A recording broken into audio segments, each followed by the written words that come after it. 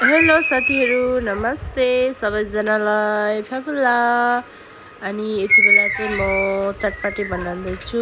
चटपटी बनाएर खाऊँ न भनेर इभिनिङ स्न्याक साथीहरू। अनि गर्मी पनि त्यस्तै छ अहिले गरममा चटपटी पिरो चटपटी खानुमै स्वादै अलग हुन्छ।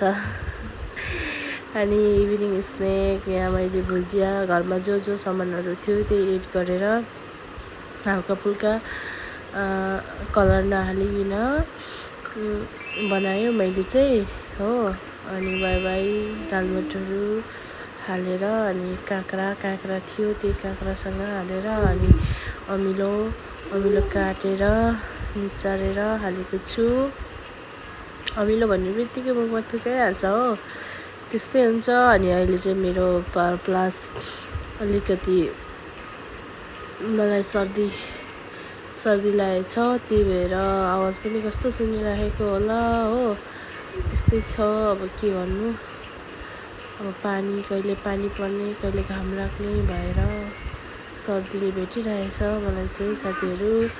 यो भिडियोलाई यदि राम्रो लाग्यो भने लाइक गरिदिनु होला, जो नयाँ हुनुहुन्छ सब्सक्राइब गरिदिनु होला। यदि तपाईँहरूको बिचमा पनि यो भिडियो आइपुग्यो भने एउटा लाइक सब्सक्राइब चाहिँ गरिदिनु होला। By by.